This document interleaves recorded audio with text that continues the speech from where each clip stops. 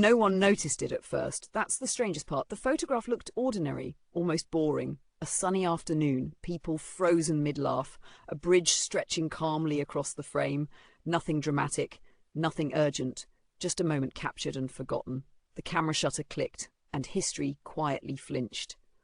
The photographer didn't intend to document anything important. He was a hobbyist, killing time, adjusting his lens, chasing light instead of meaning.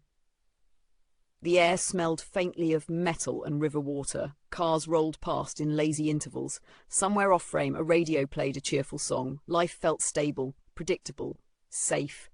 The image was developed, tucked into an album and left there for years. Then the disaster came, sirens, screaming steel, a sound like the earth tearing its own ribs open. In seconds, what had seemed solid collapsed into chaos. Concrete fell, water swallowed, lives were lost. The news replayed the footage endlessly, searching for answers, for blame, for a reason this had happened without warning, until someone pulled out the photograph. At first, it didn't seem different from any other snapshot of the place, but when experts studied it closely, really closely, unease crept in. There it was, a hairline fracture running where it shouldn't, a subtle bend in a support beam, a shadow that wasn't cast by the sun, but by stress, by strain, by something quietly failing. The signs had been there all along. Engineers zoomed in, tracing invisible lines of tension. Scientists argued over pixels.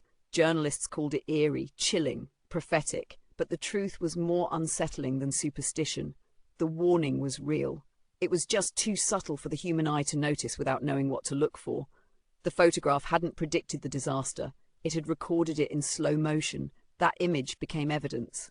A teaching tool, a reminder pinned to lecture hall walls and safety briefings. It whispered a terrifying lesson. Catastrophe doesn't always arrive screaming. Sometimes it arrives politely, quietly, disguised as normal.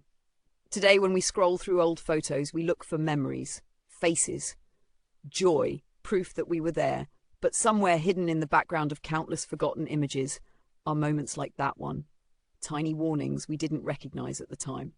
Cracks we mistook for shadows, signs we didn't yet know how to read, because the most frightening disasters aren't the ones that come out of nowhere, they're the ones that were already waving at us while we smiled for the camera. If this story made you pause and look twice, please like, share and subscribe, and leave a comment below. What details do you think we overlook every day?